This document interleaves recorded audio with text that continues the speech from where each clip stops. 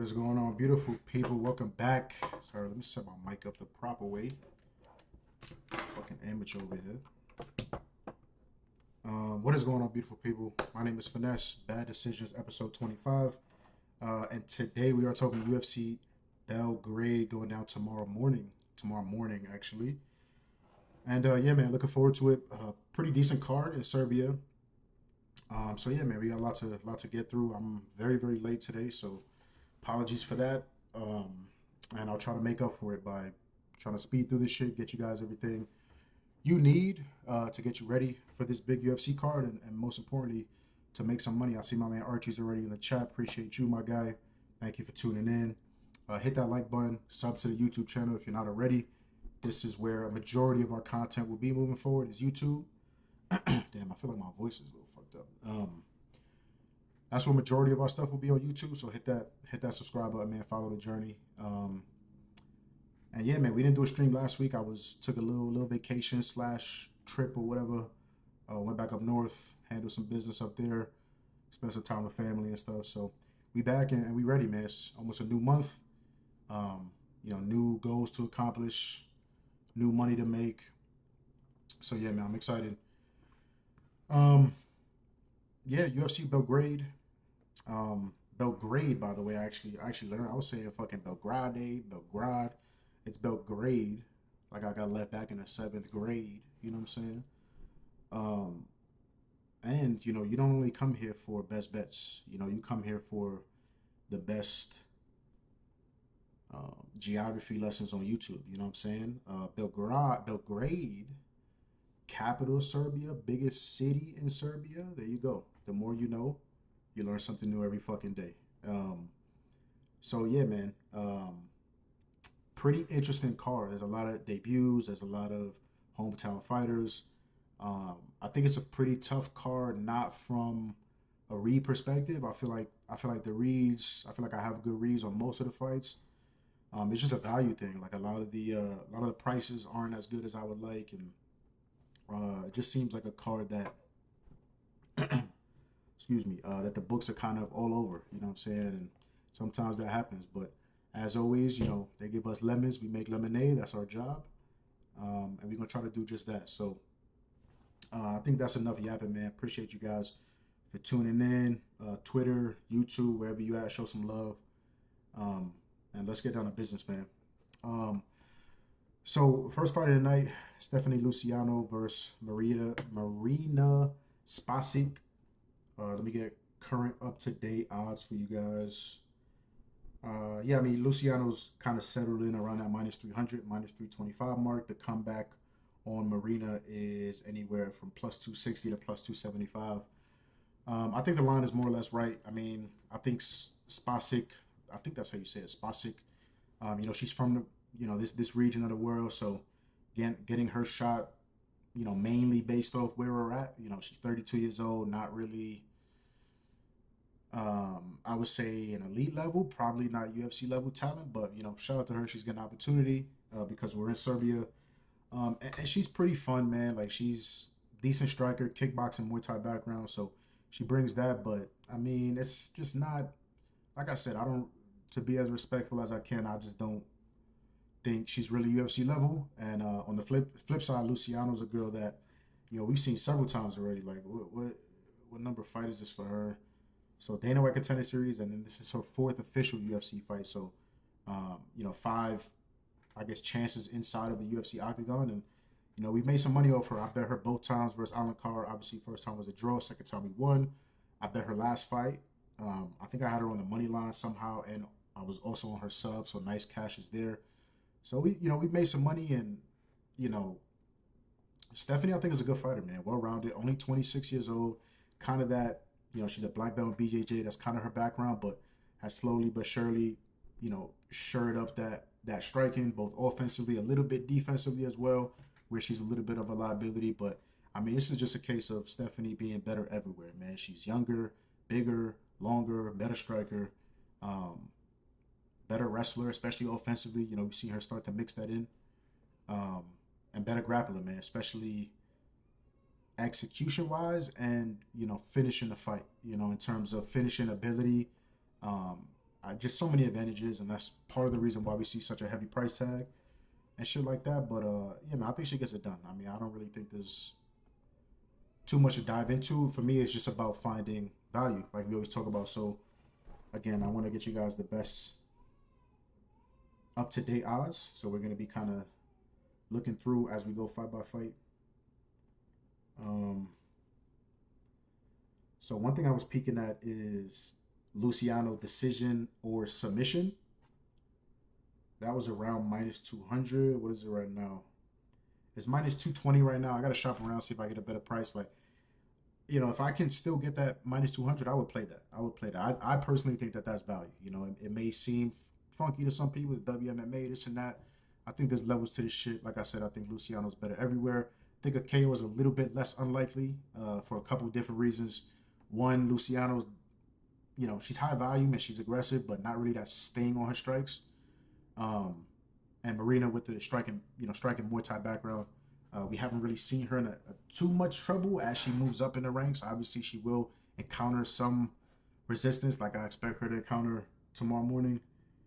Um, but yeah, man. So sub decision minus 200, and then Luciano submission. Man, it seems little little popular, but it also seems like some one of those popular plays that has a good likelihood to cash. I think that's gonna be a theme throughout this card is submissions, man. I think we have usually when I like too many submissions, usually it's all decisions or it never really works out. But I think this is one of those cards, man. I think we could see a lot of subs, a lot of finishes, and I think Luciano's up there. So Luciano's not really like I said, not. She's getting better, but again, not really the best decision maker. I don't expect WMMA at the end of the day. 115-pound women, I'm expecting this fight to go a little bit. So I like the value in taking a chance, sweating the 5 minutes, and playing Luciano sub round 2 is 15-1. Luciano sub round 3 is 20-1. So I really love those numbers, man. If you want to play like the combo submission rounds, what is that? I mean, 1-2 sub is 600, 2-3 sub is 900. I mean, it is what it is. Like I said, I like the later props. Stephanie, much more proven cardio, much more proven at this level. So yeah, man, I could see, bunch of different ways, man. Club and sub type of situation, levels on the ground type of situation. I could see Marina making catastrophic mistakes that just kind of gives Luciano submission opportunities and shit. So yeah, man, that's how I see it going down. Listen, it's 1,500 and 2,000. It's not like they're locks or anything like that, but I love the value on those lines, and that's what this card is going to be about. Like I already said, it's finding value where maybe the money line might be a little obvious, big favorites and this and that, but it's about finding value. So that's what I'm peeking at right now. There's a couple of oh my Jesus. Um, there's a couple of like fights and money line spots that I really, really, really like. Like I don't like to say free squares, nothing like that, but I really, really like what we'll get into. So maybe I pair that with Luciano and not take the chance of the double chance. But like I said, sub decision minus 200, submission round 2, 15-1, submission round 3, 20-1. I like all of those things. I'm gonna definitely gonna play the submission. Um, I don't know. Once we do a recap at the end, I'll make my mind up. I like giving you guys actual bets. You know what I'm saying? I like doing that and not. I might play this. I might play that and pussyfoot around. So we'll see. I'll make my mind up.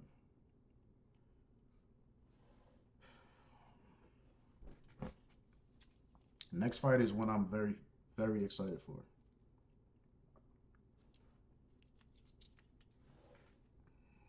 All right. So next fight, Jovan Leka versus Alexander Popik. If you follow me on Twitter, if you have not, make sure to do that. Obviously, you'll be in tune and be the first to get all of my action and shit like that. So I tweeted this one out already. I like the dog, man, and it seems kind of like an island play a little bit. I'm okay looking like an asshole. I've been very wrong many times. I'll be very wrong a million more times. You know what I'm saying? I don't mind that shit. And it's gonna be the island play, man. It's gonna be the island play. We are gonna fade Lecca, man. There's a lot of hype on this guy. 24 years old, massive for the weight. Um, Everybody likes him this week, man. Everybody and their mother likes him. It's just easy cheese. That's how they talk about it, man. Easy cheese.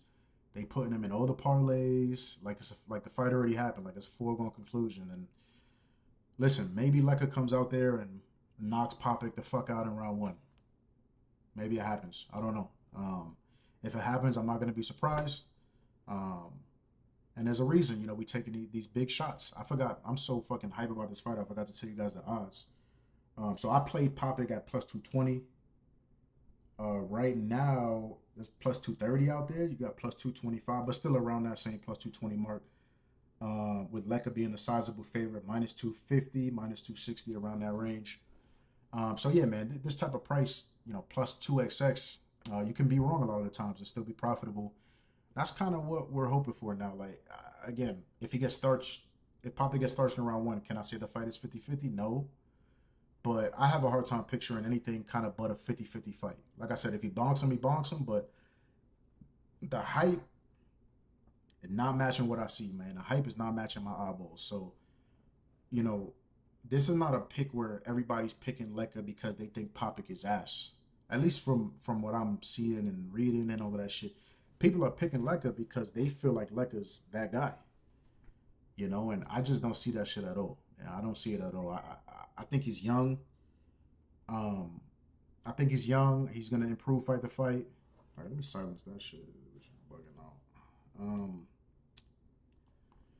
Could be improving fight to fight. Like I said, he's massive for the weight. Which can be imposing. That physicality, that size can be imposing. I guess decently fast. I guess, but there's just not a lot I love about his game. He's dangerous from top. As a bunch of heavyweights are. You get these fucking refrigerators laying on top of you. It's gonna be tough. He's very aggressive from top. Um, it's crazy. Um, gosh, hold on, bro. Christ.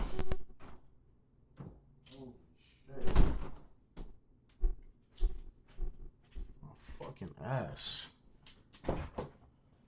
Thanks for the viewage. Anyways. So yeah, dangerous from top, very aggressive, especially with the elbows. He's looking to, melt your fucking face from top position. So I give him that. Um, I guess sneaky with the subs too. He got some arm. He loves the arm triangle finish. Again, that's just big man finish. Big man is gonna get you down, lay on top of you, transition a little bit, and lock you up. Usually a big man choke, them arm triangles. Not really a big man choke. Y'all know what I mean. It's much easier for a heavyweight to finish a fucking arm triangle than a fucking arm bar or fucking rear naked or something like that. So um yeah, man, that's about where the list ends. That's about where the list ends. I don't think it's striking. It's too clean. The cardio, man, that's one thing where it seems like I completely disagree with the public. Like a lot of what I'm hearing is like, oh, Popik taking it on short notice, up a weight class, so Lecca's gonna be able to kind of lean on him and wear him out, and he's the one that was expecting a fight, so he's gonna be able to out cardio him. Like I disagree with that a lot, man. Like Popik, again, is a fresh face to me, so it's not like I know this guy like that. But from all the research that I've done, seems like he's constantly in the gym. It seems like he was kind of always preparing for a fight, preparing for opportunity. And we've seen him go, like you see on the screen, we've seen him go several times. The Nurkon fight, he went 5 rounds versus a guy that I don't think is that good. He wound up rematching that guy, knocking him the fuck out early, but, went 5 rounds, looked pretty decent. He's gone to decision several times. More experienced guy, both professional wise, in the later rounds, better level of competition. This is a guy that was fighting Jamal Hill, Contender Series, Dusko Todorovic, who's in the UFC right now, also on this card.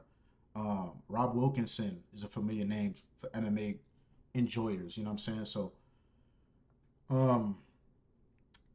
So we have that tape on that side, which is kind of the cardio and him being able to push through and manage his cardio. On the other side, there's some very concerning looks on the Lecca side, man. Like A lot of people point to the Dana White Contender Series fight because he didn't get a contract even though he won, and um, he kind of got wrestle fucked a little bit in the first round, but um, that was just a terrible look in my opinion.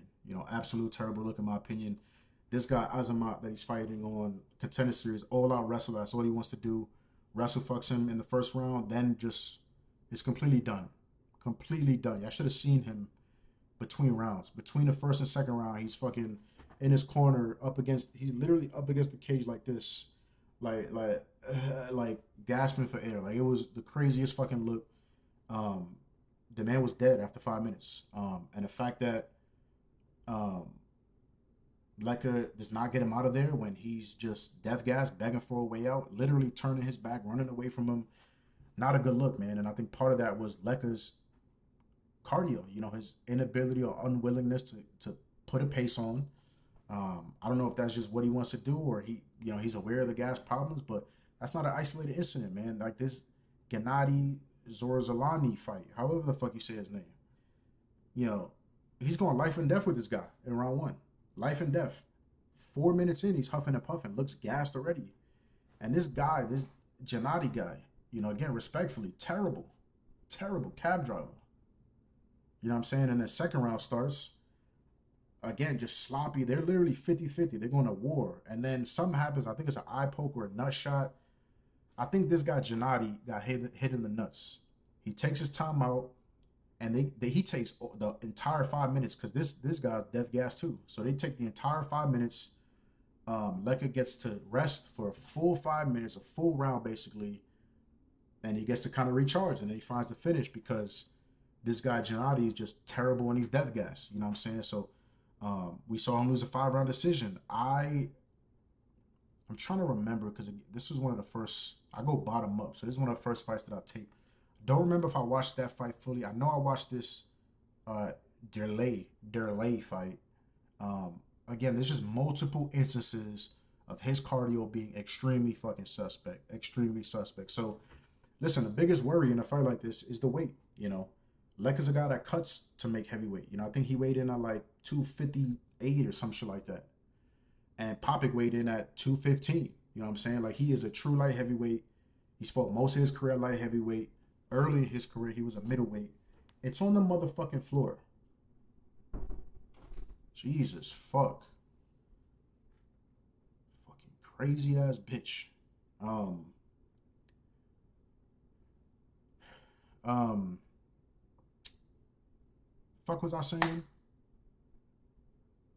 Um, so a lot early in his career, was a middleweight fighter. You know what I'm saying? So now middleweight,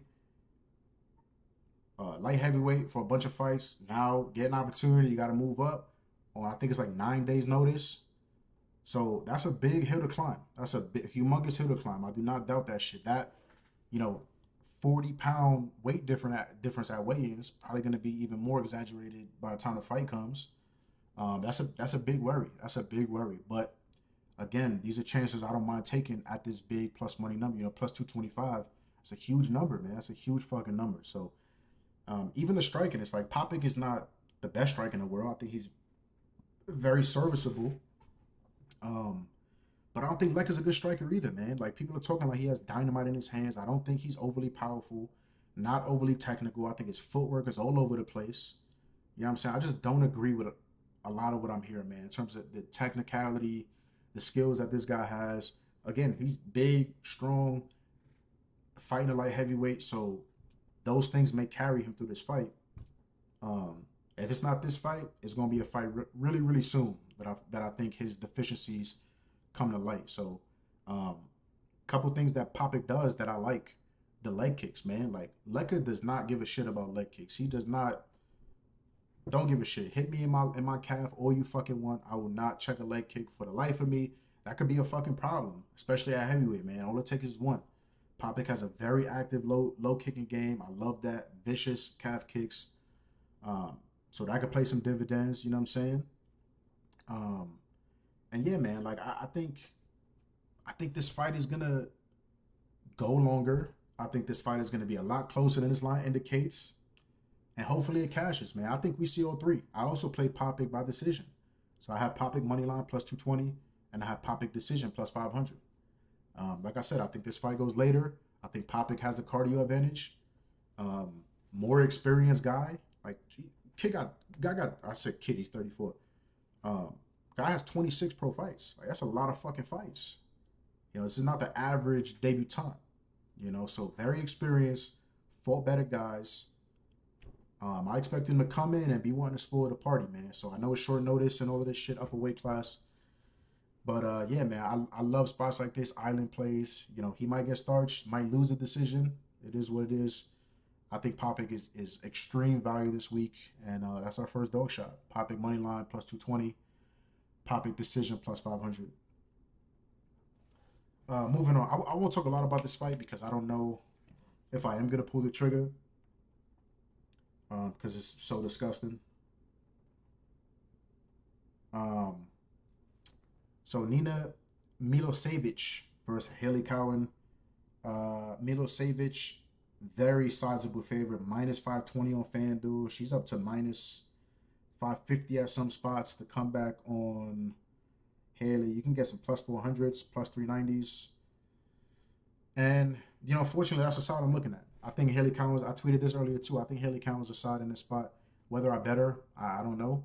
I can think a side is the side all I want, but in terms of actionable information and placing my money up, that's a different story. You know what I'm saying? Nina's another one that's coming in with, I wouldn't say the same hype that Leg is coming in, but everybody's just treating this as a foregone conclusion. And I think way overhyping this girl Nina, man. Like, there's another one very similar to Leka, man. I just don't see a lot of what I like to see on tape, regionally. You know what I'm saying? I like more than what I saw with Leka. Milosevic is a savage. She's gonna go out there, throw a million strikes, get in your face. She's like a little fucking pit bull, man, like a little Energizer bunny, and I love it. I love that style. She does not give any type of fucks, no type of fucks. Um, so yeah, I like that. I like that, man. She's also still getting better. I look at her last fight. I think she was 28 at the time. She's 29 now. I think she was 20 at the time, and her striking does look better. It does look better from even 2, 3 fights before that. So she is getting better. I forget what the background is. Like I think it's a grappling background, if I'm not mistaken. Don't quote me on that, but she is well rounded too, man, and she showed that off on tape. Like I said, striking is there. Seems to be decently tough as well, even though the level of competition has been absolute dog shit. Um, and she can mix it up on the ground, man. She loves kind of sprawling and brawling. When you're shooting, doubles and singles, she likes stuff in the head, transitioning to the back, working from there. Locking in hooks, looking for the rear naked choke, shit like that. But again, I just don't see a lot of technicality, man. I see her making a lot of mistakes in the grappling, not really being a keen finisher like that. You know what I'm saying? Like, I just, at this price, UFC debutante, a girl that probably wouldn't be here if we weren't in Serbia. Um, uh, that should say Australia. I know for a fact that that's wrong. So ESPN be tripping sometimes. She is from Serbia. She's fought in Serbia a lot. I don't know if it's from Belgrade, but she's from fucking Serbia. And that's why she's getting this opportunity. So the UFC's not looking for 29-year-old women's bantamweight contenders. You know what I'm saying? They're not in the business of that. You bring her in, try to give her a winnable matchup, make feel good moment for the crowd. That's why she's getting this opportunity. But like I said, man, I think she does some things decently. The tenacity, the volume, decently slick on the mat. But not nearly as, I don't like her nearly as much as a lot of people do. I think a lot of the love comes because she's fighting Haley Cowan, you know what I'm saying, who has not looked great in the octagon. But I mean, this fucking price is just insanity, man. Like minus 550, minus 550. I don't give a fuck how shitty Haley Cowan is. Like, my eyes are obviously gonna look to that size WMMA, which is close, slimy every fucking week, anyways. Um, we've seen it over and over again, man. And Haley, as bad as you want to say she is, as bad as she's looked in some of these spots, like getting finished by Nora Cornell is not necessarily the best look. You know what I'm saying? Like having a lot of success versus Pereira, who probably doesn't belong in the UFC, and then getting absolutely deaded, not TKO. She got knocked the fuck out. Those are not good looks. Losing a decision to Jamie Lynn Horth. Like, again, Jamie Lynn Horth is not a bum, but It's just not the best looks. I think all of us can agree with that. But at the end of the day, more UFC experience, level of competition is not even close compared to the level of competition Nina's been fighting. More pro level experience, more UFC experience. You know, this is a huge spot for Nina. You know, Nina before this fight, Dana Osman, I think she was 4-0. Looked like a soccer mom. You know, and she's going life and death with this chick. Life and death. It's clear. Once they start fighting, if you watch that, I think that fight is on YouTube. I might be wrong. I don't know. If you watch that fight, it's clear instantly that Osman does not know what the fuck she's doing for the most part. You know, it's a fight that the hype that Nina's getting is a fight that should be relatively easy for her. And she's going life and death for the most part. At least for the first 10 minutes, she's going life and death with this chick. Back and forth, 50-50, you know. Just both girls just kind of swinging and banging. Like, what they call them, that game, fucking Rock'em Sock'em Robot. That's literally how it looked. They just fucking both just swinging nonstop, just swinging nonstop. Like, it's crazy. It's crazy.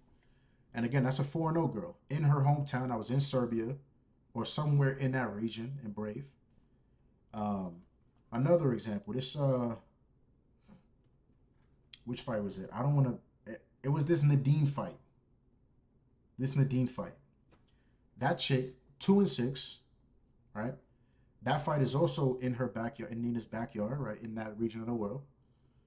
2-6 girl, literally the definition of a soccer mom, a literal soccer mom. The hair, soccer mom haircut, soccer mom fighting skill, just stiff as a board. You know what I'm saying? Looks like she has no idea what she's doing, doesn't belong there, and Nina carries her to a decision and does not look great in that fight. You know, so again, it's another situation where I just don't really understand the hype. Again, her just being better than Haley may carry her through this, but she's minus 550. I don't want a 29-28 sloppy WMMA fight laying minus 550. You know what I'm saying? I'd much rather lean into the volatility, you know, especially in WMMA with a plus 400 dog. That, like I said, has the experience edge, is much bigger, much longer. You know what I'm saying? Probably going to be more physical. You know, I could see Haley landing a big fucking head kick that changes the fight. I could see Haley getting, you know, a decent amount of top time, just like she did versus Alice. Is Haley a major liability on the feet? Of course. Of course she is. You know, Haley also strikes way too much. Like, I don't want you striking at all. You cannot strike. I want you getting in close, pushing her up against the cage. We've seen Nina be stuck against the cage before, you know? So push her up against the cage, take her down, make her tired, you know? So, yeah, man. Those are my thoughts. I don't know. Like, Haley, like I already said, Haley money line plus 400. Haley by decision. Not the best price, but it's plus 650. Not the best price, but I mean, it is what it is. Like, Haley Cowan by KO. Like, I mean, Fanatics is not like a real book, but I mean, they're hanging a very good line. But her KO is 25-1. Like, again, I know it's WMMA, blah, blah, blah. I mean, I don't know. I've seen her absolutely fucking dead women. Absolutely dead women. So, yeah, she sucks, but she's also plus 400 going against a girl that I also think kind of sucks, you know? So, that's kind of where I'm at, you know? Will I pull the trigger? I don't know, but I mean, it's plus 400, man. Like a little quarter unit, you know? Sprinkle the quarter unit, sprinkle the decision. Um, I don't know yet. I'll tweet out if I do, probably, so you guys know, like, definitively. But yeah, I think there's zero question about it. There's value on Haley. I think she's the money line side. And yeah, that's just my thoughts, man. I spent a lot of time on those first three fights. I promise there's some fights coming up that I don't really give a fuck about. So we'll kind of move quicker throughout. Hit that like button though. Appreciate you guys for watching. My man Aaron's in the YouTube chat. Appreciate you, my guy. Hit that like button. Subscribe on YouTube. Do all of those things. I'm parched, so I'm gonna take a sip of water.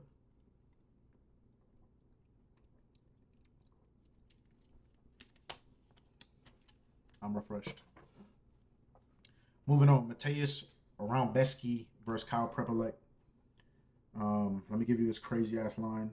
So Mateus Roundbeski is minus 700, pretty market wide. The comeback on Prepelec plus 500 to plus 525. Listen, I mean, if you want to parlay Mateus, more power to you. You should be shot for it. You should be like, they should just bury you underneath the jail. But listen, it's your money. You do what you want with it. I'm not gonna do anything about it. But that's ridiculous. That's crazy. Of course, it's crazy. Minus 700. The guy's an absolute meathead. I love to watch him fight. He's very exciting. Um, you are not gonna find a boring Mateus fight at all. The guy is an absolute savage, absolute firecracker, um, and he's a savage. And I love watching him fight. With that said, he's a moron. He's an absolute moron. Respectfully, I just mean fighting wise. Respectfully, of course, because he'll beat my ass. But yeah, not the best decision making. Look at his face after every single one of his fights. I know he's fighting normally a much higher level of competition than Prepper, but still, I mean, look at his fucking face. A lot of his fights, he's bleeding around one. A lot of scar tissue. Shit like that can unfortunately swing rounds. Mateus could look like he's winning a round, and then Prepper lands a fucking baby jab that opens up Mateus. Like, refs love blood. They love blood. Blood wins rounds, apparently. I know it's damage based, but come on. I mean, context is everything. You know what I'm saying? If I'm beating your fucking ass for 4.5 minutes, and then you land a jab that just lands in the right place and cuts me open, like, who won that round? I don't know. It's depends on who you ask, I guess. But so yeah, his decision making is not there, man. The striking defense is not there. He's always liable to get caught doing dumb shit. Um, but with that said, I mean, he's very, very tough. So even if he does get caught, like he has many, many times before, he's extremely tough, man, to kind of fight through that shit, stay in fights, fight for your money, blah, blah, blah. I don't worry about him getting subbed, and being finished that way. He's the much better wrestler, grappler. So yeah, money line out of the question, parlay out of the question. It's about finding value, and I think it's no hot take. I mean, if you watch MMA content this week, I feel like a lot of smart people, and if you watch your fucking tape, um, kind of see the same things. And I think Mateus has an easy button, a I win button, like the easy buttons they used to sell in fucking Target and shit. Just wrestle, my guy. Just wrestle. Just wrestle. Kyle Prepper can't wrestle. His takedown defense is dog shit. He might work his way back up once or twice, but he'll get taken down again. The man has no hips, and no real power and like explosiveness to thwart Mateus. Like, Mateus not gonna be scared at what's coming back at him. So he's gonna close distance, shoot, get easy takedowns, and hopefully finish this guy by sub. You know what I'm saying? So that's kind of where my eyes are, and the prices aren't spectacular, but at the end of the day, he minus 700. So we got to keep that in perspective. Mateus round one submission plus 550. Mateus round two submission is plus 950. That's only on FanDuel. I think you could sneak maybe a 6-1 and a 10-1 somewhere in the market, possibly. But that's where my head is at, man. I think he gets this done. I think he shoots take that. He's usually a guy that likes to kind of go balls to the wall striking wise early in fights, and then later in fights lean on his wrestling. But I mean, even if he hurts proper, it could be a club and sub situation, early in this fight. If he does decide to kind of go about the fight the same way, but I don't know, man. And Prepper is tough too. Prepper is tough. That's one of the shining things about him. He's tough as nails. And he's not a quitter. So maybe Robesky kind of lands big shots early, and it's kind of like, oh, okay, this guy's walking right through it. Let me wrestle. Either way, man, I think that's what it's going to be. I want to go on Bet Online real quick because I want to look at some takedown props too, but DraftKings been tripping, man.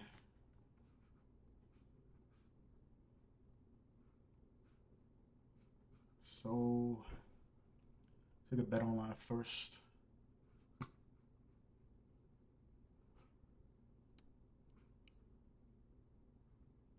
UFC Belgrade.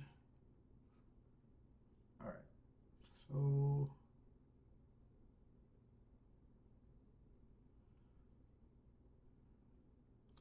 So on Bet Online, Mateus takedowns is over 2.5. It is plus 120, but it's over 2.5. I was looking for 1.5. Um, I think Propelek is his takedown defense is shit, like we said, but like I said, I rate his toughness and tenacity, but so I don't know if it's necessarily like a one and done situation. Like as soon as Mateus gets him down, it's GG's.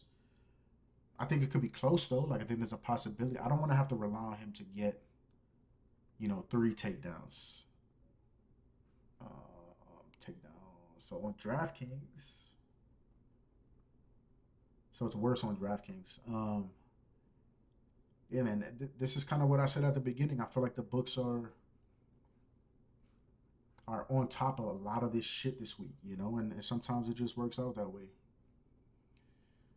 So yeah, I'll stick with that for now. Mateus, our line shop. I'm fairly certain I saw a sub one plus 600 and a sub two plus 1,000. So that's what I'll play.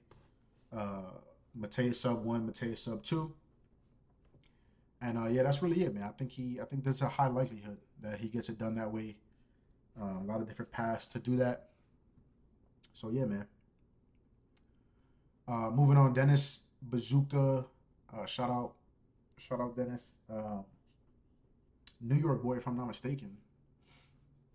I always get him and there's another guy in the UFC. I get them confused, bruh. I believe he's from NY. I'm gonna go out on a limb and hopefully not look like a dickhead. Dennis Bazooka versus Bogdan Grad. Current prices. Bogdan, pretty sizable favorite, minus 190, minus 200. Come back on Dennis, plus 160 to plus 175. I won't talk about this too much, man. I don't have a bet on this fight. I doubt I will. I've lost money on Bogdan. I've won money with Bogdan. I've won money fading Bazooka. I just don't think this fight is that simple. I don't know. I'm not comfortable laying this price with Bogdan just yet. I'm not comfortable parlaying Bogdan right now. Yeah, man, he's just another one. I don't want to say very skilled. Like he's dangerous on the feet, very very tough. Power in his hands, good offensive wrestler, good grappler. Um, but he's a little bit of a meathead, like a meathead. You know what I'm saying? Like he don't make good decisions. He don't make good decisions. His defense is absolutely terrible on the feet. Um, Absolutely terrible, man. The man does not move his fucking head. He's paid for that dearly. Um, he's gotten hurt a bunch, knocked the fuck out his last fight, which wasn't that long ago. He's just not the best decision maker, man. He's not a fighter that I want to invest in at these prices, man. Like if I lay minus 200, like I want you to put distance. I want you to show that there's obvious levels to this shit. You know what I'm saying? And he may do that. He may knock Dennis the fuck out early, but like I don't agree with people just pretending that Dennis is just like a glass cannon now. Like he got knocked the fuck out his last fight. That's what Mauricio Barbosa does. Is knock people out in the first round. Like that's his win condition. He's a savage. He's gonna knock a shit ton of people out in the UFC. Uh, and then obviously the Jamal Emmers fight is not a good look. You get finished within a minute. But that's more memeish. The fight wasn't even really going yet. Um, I don't think this guy is just made of glass. I don't think he's terribly easy to finish or anything like that. I think he has heart too. I think he has some semblance of recoverability. He didn't get a chance to show it in his last fight because he was stiff as a motherfucking board. But I mean, it is what it is. I think this is more likely to be closer than the line indicates rather than Bogdan putting gaps, putting a lot of space between them. And I think that's the best way I could describe it. Like Dennis has a wrestling background. Dennis learned how to strike. Dennis is a wrestler at heart, not at heart, a wrestler. He started out with that. You know what I'm saying? So a lot of people are just counting on Bogdan using his offensive wrestling, and like I said, he's skilled there. He's a skilled offensive wrestler, a skilled grappler. So is he gonna hit some takedowns? Yeah, probably. But Dennis could wrestle too, man. Dennis could grapple too. So are we gonna trust Bogdan to wrestle for 15 minutes? Like if he would have did that, I bet him versus Luke Riley. I bet him. I bet him like I think it was like multiple units. I'm like Luke Riley is not good. This price is insane, So I bet him large. Great first round wrestles, and the second round does what he does. Not stick to a game plan, strikes too much, stays in the pocket too long, gets knocked the fuck out. And his defense is bad, bad, man, bad. Very tough. He's very, very tough, but his defense is horrible. So if Dennis is like rocking him, wobbling him, scoring that way, am I gonna be surprised? No. You know what I'm saying? I'm just not interested in laying this price. It's a pass for me right now. Gun to my head, like the money line side is Dennis, but I'm not. The price would have to be better, in my opinion, to put my hard-earned money on Dennis. So yeah, man. Next fight is another interesting one. Borislav Nikolic versus Mark Baby Boy Home Alone in the face. Fucking 11 and a half, 11 and three quarters in the head, in the face. Fucking can't buy cigarettes in the face. Like this guy, just look at this kid right here. Look at this handsome kid. It's crazy, man. Like the baby face is insane, and he's like fucking 4'7". It's just a crazy build, man. All around crazy build. Um, Anyways, I'm getting carried away.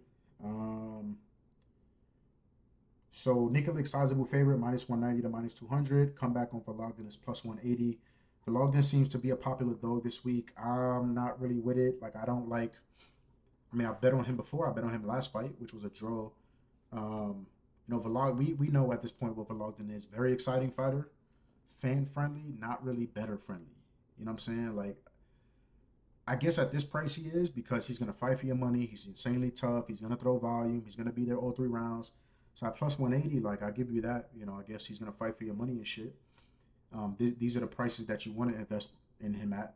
Is these big plus money prices. Um, but yeah, man, I can't get there with the size. The size really does him in. John Castaneda, I thought was going to be a much, much easier fight. He lost that fight, but Castaneda got a point taken, so it's a draw.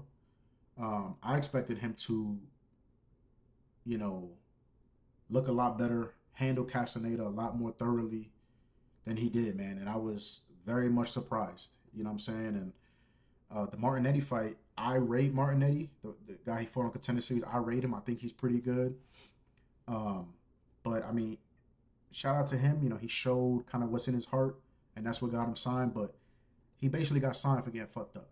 You know what I'm saying? Like the third round in that fight was not a good look. Um, so yeah, it's just a lot of red flags. Defense is not there. He's a guy that gets marked up in the face, bleeds really easily. And he's just fucking tiny. Like he's tiny, man. He's 5'3", 65 inch reach. He's given up 6 inches in height, 7 inches in reach. And he's a baby. He's just a baby, So I'm not there with Mark. I don't know if I want to get on the Nikolic side. The commentators, when you watch his regional tape, and some people I'm hearing this week are making him out to be like a sniper and like devastating on the feet. I don't love what I see too much on the feet. I don't know, man. I just don't have a good read on this fight, in my opinion. Guy making his UFC debut. He's very experienced, shiny 16-2 record, 18 pro fights. But I mean, Mark is also from this region. UFC experience under his belt, tough as nails. I could definitely see Mark pulling this through and cashing as a dog. But yeah, man, I don't know. The pick is Nikolic, but not a strong enough read to do anything with. Um, Next fight, very important one for me. I tweeted out the stream, and I mentioned I have a max bet. Michael Oliveira is a part of that max bet. Um, I'll get to the other part when we get there, but max bet for me is nothing crazy. You know what I'm saying? Like I'm not a fucking fraud, so I don't throw around 25 unit mega max whale can't miss fucking pay your rent super whale lot cocks of the week. Um, my max bet is usually like 5 units somewhere along those lines. So that's a lot for me, man. That is a lot for me.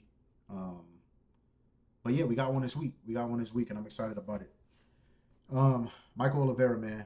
I don't know. I don't know how much content you guys consume, but a lot of people are probably saying the same thing. The guy's an absolute savage. Former Brazilian. I don't want to get it wrong. I think it was Army. I don't even know if Brazil has like a navy and nothing like that. Again, no racism. I'm just saying I don't know. I'm not informed on that subject. Um, but armed forces, previous armed forces for Brazil, and the man is a fucking tank. He's just a tank. He went to the tanks to learn how to be a tank. You know what I'm saying? He is a savage, extremely scary, dynamite in both of his hands. Um, Relentless pressure, very intimidating pressure, but very, very calculated as well. Extremely smart, picks his shots extremely well, very accurate.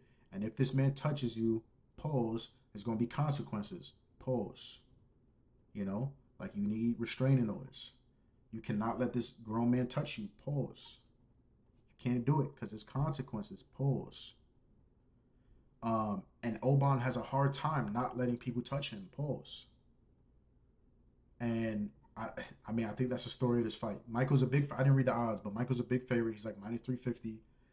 I think he's gonna cover every bit of that price because I think Oban is gonna be fucking sleeping. You know what I'm saying? So Oban gets rocked in almost all of his fights. The past doesn't always dictate the future. You know, so I'm not saying it's an automatic. Oh, look at him getting rocked, but it's not a fucking good look. Obviously, now that you're fighting Michael Oliveira, Michael Oliveira, I think has top 10 potential. I think he's gonna starch a lot of motherfuckers in the UFC. He's already shown what he's about. Um, I struggle to find a path. Like, what's Oban's game plan gonna be? Like, you come away watching tape, watching the tape you need on Michael Oliveira. What are your coaches' game plan for you? Is it to wrestle? Like, I don't think so. Like, we don't have a shit ton of tape with Michael like on his back or defending. We got some tape of him defending takedowns, but not against like super high level competition. There's almost no tape of him on his back. But from what I've seen, again, some of it is assumptions, just based off his stature and his fucking strength, and him being built like a fucking refrigerator, a 2026 fucking new Dyson refrigerator. So some of it is those assumptions. Some of it I've seen myself, but I think this guy's going to be extremely hard to take down, man. And he does not seem like a guy that's going to lay on his back for 5 minutes if you do take him down. So um, if that's the game plan, Oban's going to have to walk through some shots to do that. If he does and he gets to Michael's hips or wraps a single or something like that, I think he's going to have a very hard time. I don't think he's going to be physical enough or strong enough, especially consistently, man. Like if he takes Michael Oliveira down and then Michael Oliveira gets up, like I don't envision Oban wrestling for 15 minutes, man. We just have not seen that at all. We've seen him out wrestled way more than we've seen him have success offensively wrestling. You know what I'm saying? So yeah, man. I mean, Oliveira's gonna knock him the fuck out. I mean, I don't know what you guys want from me. That's all I got for you. That's all I got for you. You know what I'm saying?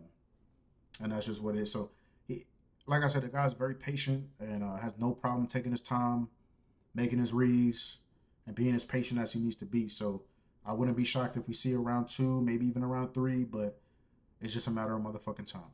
I truly think that. So, I think a left hook or like a lead elbow, something like that. I think he hurts Oban bad with one of those two weapons, and then finishes him shortly thereafter. So Michael Oliveira, first leg of the max bet. Not really too much value on any props, in my opinion. Like I'll double check them to see if anything happened, but yeah, like his KO is -140. It's gonna hit, but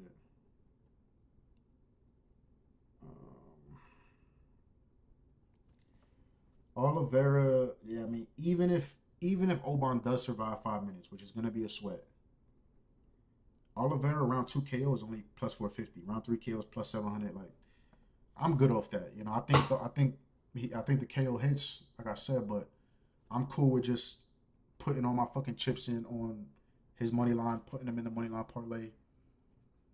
Max bet. I'm cool with that, man. If you don't know Michael Oliveira, I highly suggest you tune in, man. It's at a friendly time too. Like this fight should be kicking off maybe around like noon or something like that tomorrow. So it's a friendly time. If you don't know, educate yourself, man. Turn your fucking TV on. Watch this guy fight. I think you see a highlight reel tomorrow, and I think you see him starch a lot more motherfuckers in this welterweight division. So, yeah, man. All right, we got a few more fights left.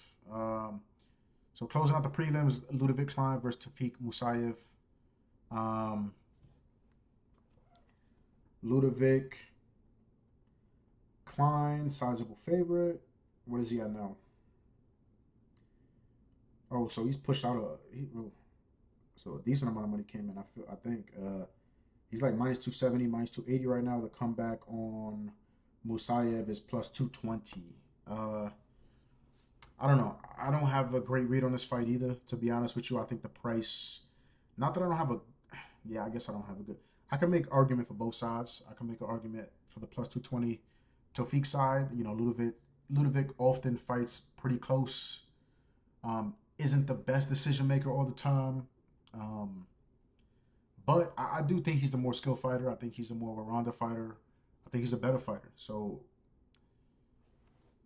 he's the pick, but at minus 270, when I don't have super conviction on it, it's a pass, unfortunately. So, um, all right, kicking off the main card, Milos Yanisic, I believe, or Yanisic, versus Noah Gugnan, Gugnun, Gugno, Gugno, some shit like that. Um, this is another one, man, where you know the first time I watched tape, I couldn't find a lot, and then like later in the week, I started finding a little bit more. So I don't feel like I have like the deep dive on tape that I would like to. Like I feel like there's a fight maybe I'll tape again tonight, um, and kind of come up with a better decision. But like I lean Noah. I didn't even give you guys the fucking odds. Pretty close. I think the line actually flipped. So Noah was the dog. Now he's the favorite minus 120. Comeback on Milos is right around plus 100. And I agree with that move, man. I do like Noah. Again, not a very good read. I feel like I could save time on this fight, not waste you guys' time. Um, I'll tweet out. I'll probably tweet out, man, if I remember. The fight is early as fuck tomorrow, but I'll tweet it out. As of right now, no action. So we move. Uh, Vlasto Seppo. I'm probably butchering half of these motherfucking names. Versus Gilbert Urbina. Uh, we'll just go with Vlasto. How about that? We'll go with Vlasto. Sizable favorite, minus 310. I mean, he's minus 370 on some books. Minus 350, I feel like, is consensus.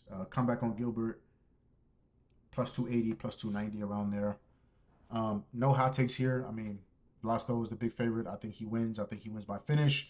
I think it does come early. The problem is, again, I think the books are just on it. I think the books are on it. The round one KO price, not very good.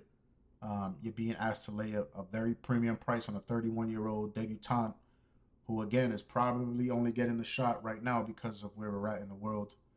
But yeah, man, I think he gets the crowd going. I think he hypes up the crowd, gives the crowd, finish that they're looking for from the hometown guy.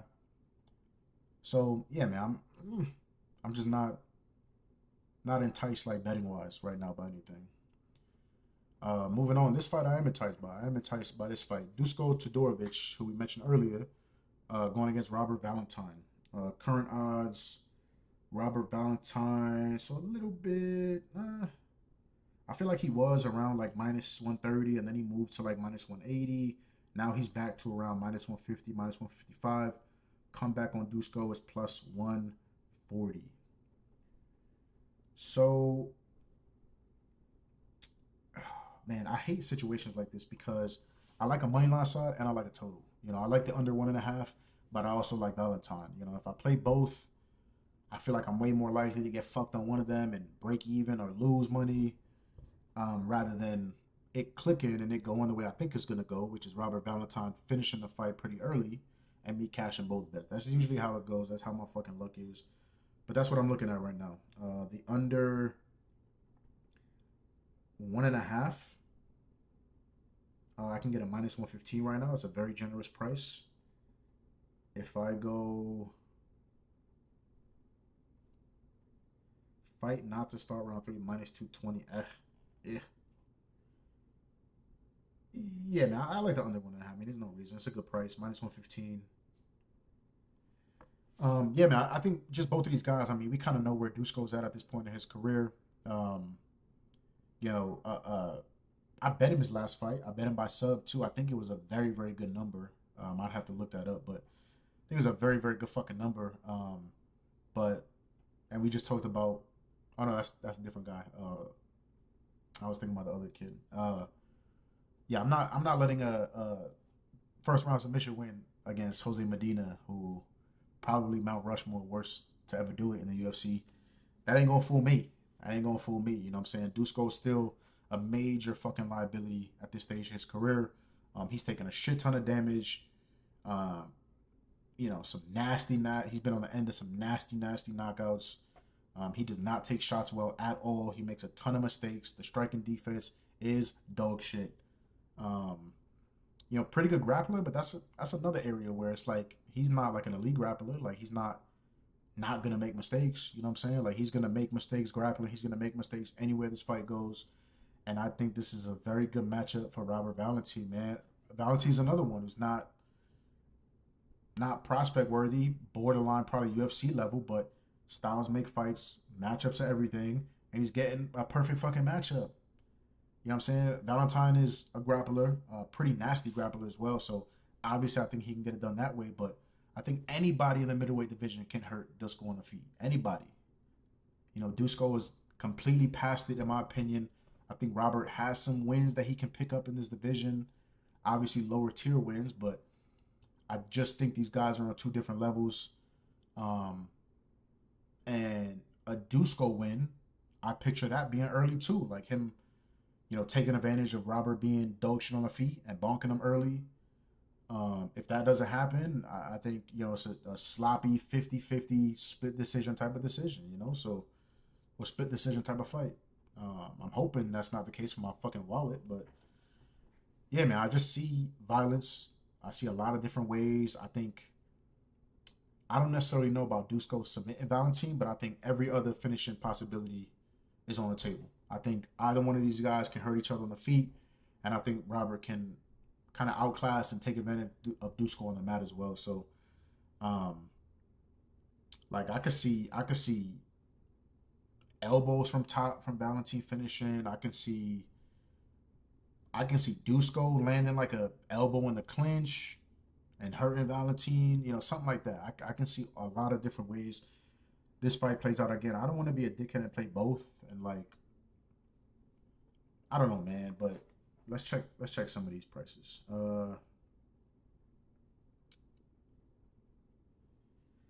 So Valentine, that's what I'm saying. Like Valentine by itself is plus 260. So it's just not a super great price. Not a super great price. Again, it's a likely outcome in my opinion, but that's the theme of the card, man. Books are all over it. It seems like. Um, Mota Mike, what was good? Was good, gang. Appreciate you for joining there. Hit that like button. For everybody watching, hit that like button. I don't think I've said that in a while, so I gotta update y'all every fucking 20 minutes. Hit that like button. Appreciate you guys that are chatting it up on YouTube.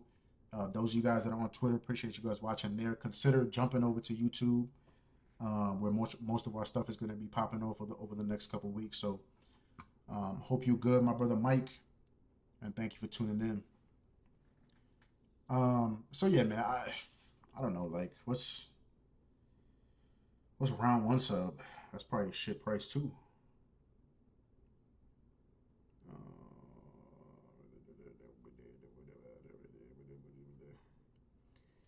Valentine round one sub plus 550. I mean, maybe if I get like a 600, maybe I'll play that. But yeah, that's my read on the fight. I think I like the under better because it covers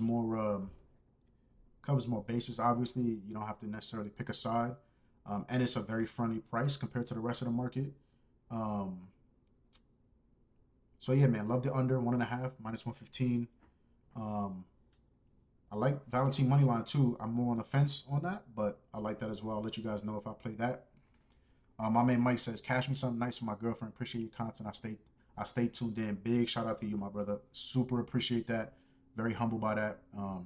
Like I said, man, I'm gonna do this whether I got 5,000 people watching or one person watching. So I appreciate you, my guy. I'm gonna do everything in my power to do that for you. Take your girlfriend out for some steak dinner. You know what I'm saying? Maybe dinner and a show. Feel what I'm saying? Hit the Odyssey movie, little steakhouse dinner. A little Sunday night vibes. I got you, my brother. I got you. Don't worry about it. I'll take care of you. Um, but yeah, man. Definitely gonna play under 1.5. I'll mull over the money line, but like I said, I think it's a great spot for Valentine. And if I get a 600, I will play round one sub for Robert Valentine as well. Okay. Next one, we got a fight I'm excited for, man. Alexander Rakic moving up to heavyweight to fight Marcin Tybura. Obviously, Rakic, hometown guy, on this card for a reason. On a prestigious spot on this card, too, for a reason. Um, I think he's on that spot on the card for a reason. I think he's getting this opponent for a reason. Um, I mean, really no hot takes here, man. What are the odds now? Rakic minus 350, minus 375. The comeback on Tybura plus 290 ish around there.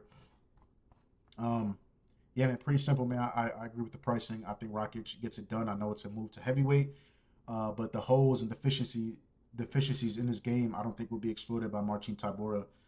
I think Tybura is, I mean, he's 40 years old, first of all. He's looked pretty fucking terrible his last handful, I'd say 4 or 5 fights in the UFC. Slow, um, very vulnerable on the feet, big liability on the feet, does not react well to getting punched, does not react well to really any damage. Non-athletic, just not very good at this stage of his career. And like I said, it's a layup. You know, Rakic has not always been good at slam dunking some of the alley oops that he's had in his career, but I think he gonna fucking Shaq in his prime break the fucking backboard on this one. You know what I'm saying? So too fast, too good, too explosive, too athletic, big cage. I think helps Rakic as well. In his hometown, maybe he shits the bed because it's in his hometown and he feels pressure and this and that. And I'm at heavyweight, let me not gas and this and that. But I mean, Rakic has touched the chin of almost everybody he's fought. He has some devastating finishes in the UFC. I know it's been a little minute. People like to kind of get on his ass for that. Um, and just as I said, Tybor's a liability on the feet. Rakic has shown to be a liability on the feet. But again, context matters. Jan, former champ. Yuri, former champ. Azamat, before Paulo was on a championship trajectory, then he got fucked up by Paulo. Ankalaev lost a decision too. Like, come on, these are cream of the crop guys. I know it's been a while since he's had a KO, but no better time than the motherfucking present. So, huge step down in terms of level of competition. And like I said, he's going to be too fast, too good, too athletic. Marcin is almost harmless on the feet. Along with him being slow as fuck, he's not very powerful. So he's not going to expose that baby chin, that Rakic has. So, yeah, man, that's really it. Like, I assume Tybura's going to, try to maraude forward and do what he does, which is try to look for takedowns. I just think that's going to be very, very hard, man. Rakic is not super easy to take down. Good grappling in his own right to kind of create space. It might be a little bit tougher because he's feeling heavyweight for the first time, but I just don't think Tybura is gonna sniff a takedown. Like I just maybe he gets him up against the cage and has some cage control and shit like that. But I think it's gonna be very tough, man. And to get to those positions, he's gonna have to walk through fire. And the way he's reacting to shots over the last couple of years, I don't think he's gonna do that. So, again, it's about finding value. So let's look at these prices. So Rakic, fuck.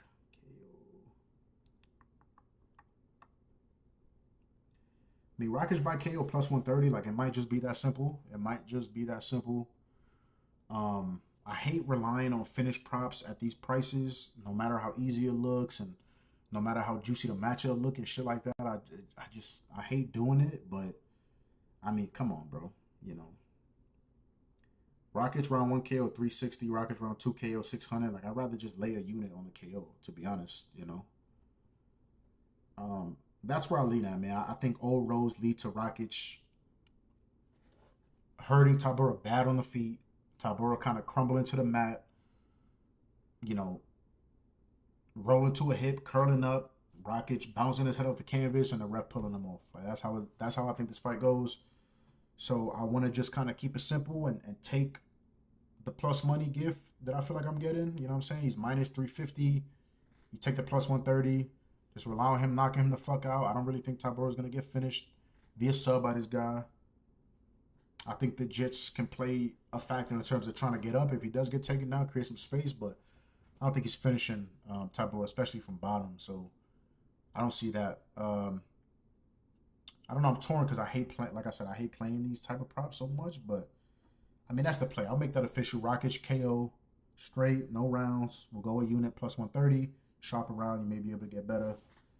Actually, let me shop that around now because I'll bet that right now. No, yeah, that's best. Plus 130 is best. So yeah, man. Layup spot. I think he slam dunks the alley oop, and gets the crowd fucking pumped the fuck up in his hometown. Co-main event: Jan Blachowicz, former champ, against the rising light heavyweight contender Navajo Sterling. Fight came together a little bit short notice. I believe it was supposed to be uh, uh, what's his fucking Guskov. It's supposed to be Guskov who had to step in for the Ankh fight. So now we get this matchup. I think it's like 2 weeks, maybe 10 days, 2 weeks notice, something like that. Something like that. But short notice for Navajo. Um, and yeah, man, Navajo is once again, at this price, this heavy price. He's like minus 300, minus 325. Comeback on Jan is plus 270. I mean, Jan is 43 years old. I know he loves to talk about, age is just a number, and I feel so good, and this and that. And yes, he showed to still have shit left in the tank. People have been counting him out since he was 38, 39, 40, 41. And he's still putting together pretty good performances. You know what I'm saying? Like the Ankalaev fight. He gave Ankalaev all he could fucking handle. You know what I'm saying? Going to split with Pereira. Everybody just picking Pereira to knock him the fuck out. Same thing with Oberg. Oberg, taking Oberg decision, champion of the world. So yeah, man, it still showed that he's not the typical 43-year-old man. But as much as I don't really have interest in betting this fight because I don't have a proper read, I mean, I think Navajo gets it done. I think the youth, athleticism, he's pretty patient too. He's pretty smooth in there, I would say. He's not immune to making decisions. He's still pretty new in his MMA career, but pretty smooth in there, man. Pretty well rounded. Not the best takedown defense in the world. I don't know how much it's gonna matter in a spot like this. And Jan is just really good at picking at you from distance, making it closer than it should be. So I'm good on this price. I see some people playing Sterling by decision. I don't want to lean too much into that, and then Jan being 43 kind of catches up, and Navajo finds a finish there. So yeah, man, the pick is Navajo right now. I'm not gonna parlay Navajo. I'll tell you that. I respect Jan still at this point in his career. I think the drop off is coming. I mean, he's fucking 43, but yeah, Jan has all the experience in the world, strength of schedule, competition, fighting in his sort of his backyard, not really, but same region. You know what I'm saying? So yeah, old dog might have one more trick, man. Might take it 15 minutes, make this look extremely close. And if that's the case, I'm not looking to have a minus 350 Navajo ticket in my pocket. So we move on.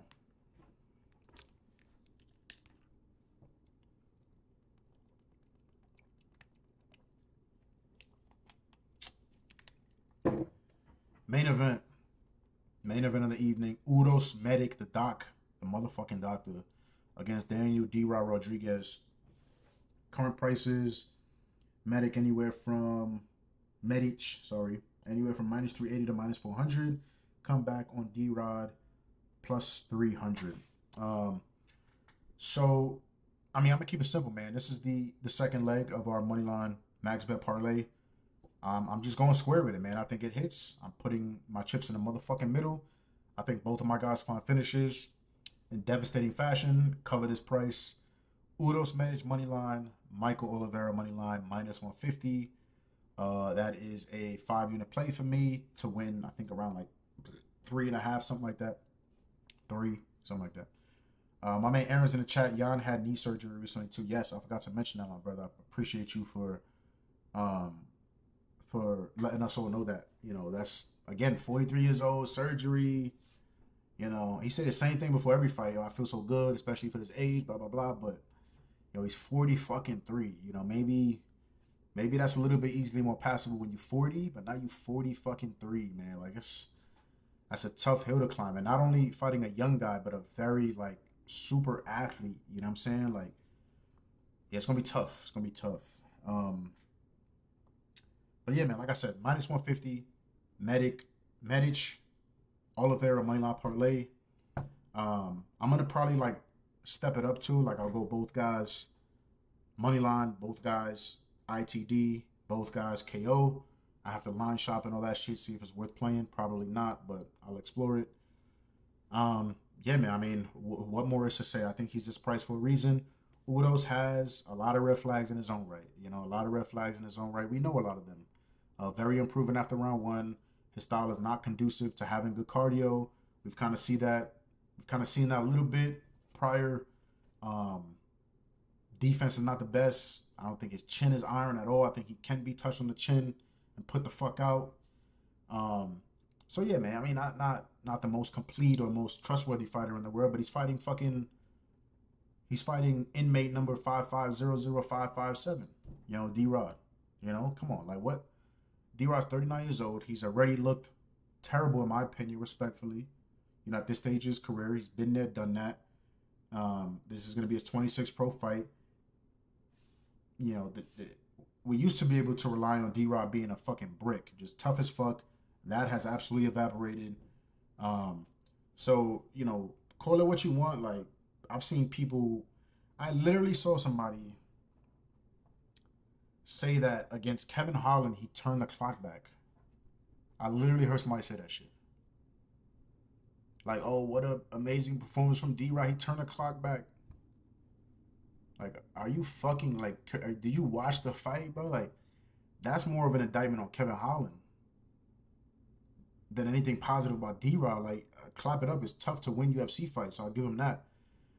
But the way he was striking in that fight, man, it was fucking horrible looking, bro. Like running in, striking like this, bro. Like literally like this, bro.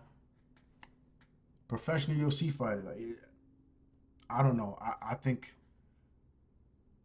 that's very dangerous versus Udos. I think that's gonna get him knocked the fuck out. I think he's way too slow, way too stiff, um, not durable enough at all to deal with the fucking tornado that's gonna the fucking Polish. Is he Polish? Nah, he gotta be Serbian, right? Yeah, he's Serbian. The Serbian fucking tornado that's about to hit him. You know what I'm saying? Uros does not fuck around. The doctor does not get paid by the hour. Doctor on salary, motherfucker. You know what I'm saying? Like he don't get paid by the minute. He's looking to dart across the octagon and take your fucking head off. And that's exactly what's gonna happen. So Udos is gonna finish him within 7.5 minutes, probably within like 3 minutes. And easy night at the office. The crowd goes home happy.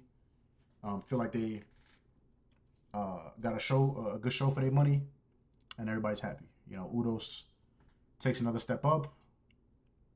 You know, it what it is. So I know Udos is moving up to welterweight and blah blah blah and all that shit. Not gonna fucking matter. Not gonna matter. Yeah, man, it just kind of is what. Wait, wait a minute. Wait a minute. Yeah, nah, that was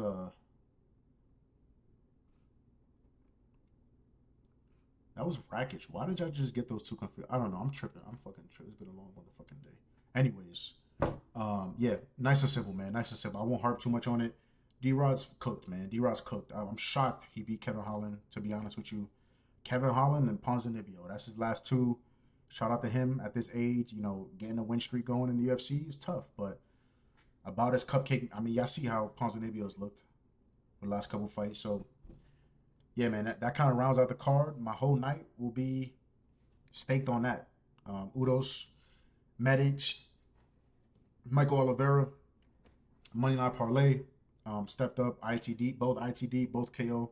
That will decide my night. So it'll be a very good night or a very bad one. And we'll see. But yeah, that pretty much does it, man. That pretty much does it. we'll go bottom to top really quick in case anybody live joined in late. Luciano Spasic. I like Luciano submission or points minus 220. I like Luciano sub 2 and sub 3. Jovan Leka versus Alexander Popik. I'm on the dog in this one. Popik moneyline plus 220. Popik decision plus 500.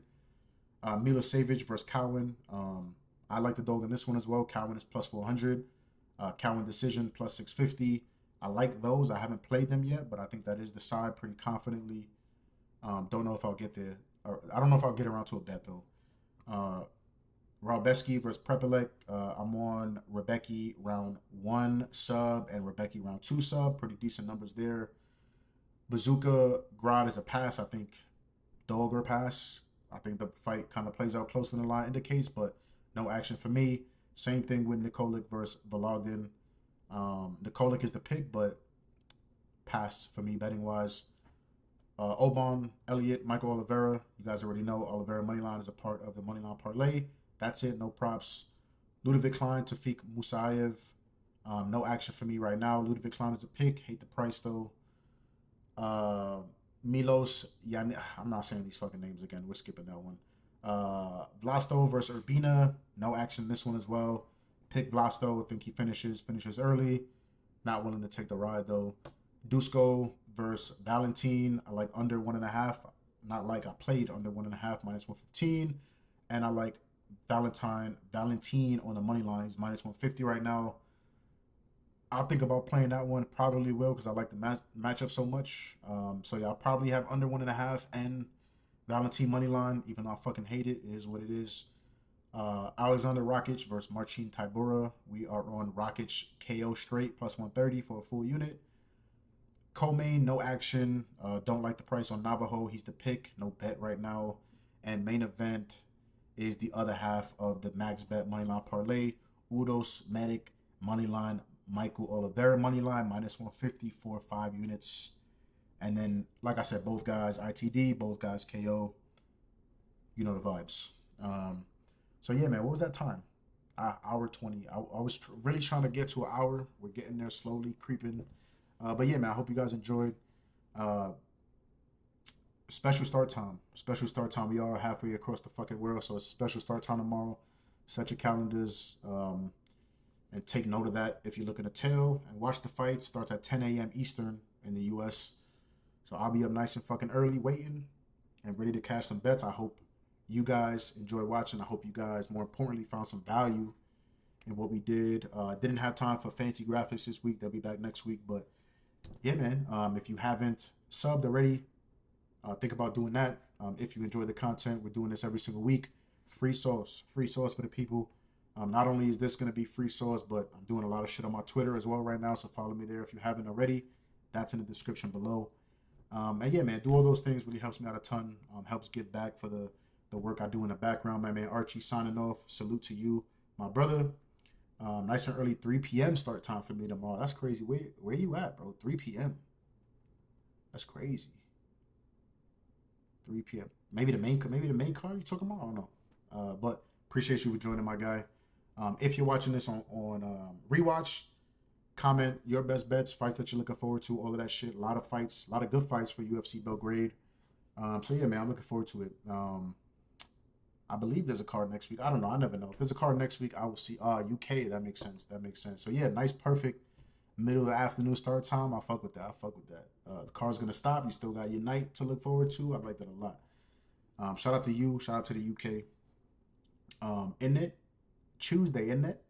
I don't know. Yo, just ignore me, bro.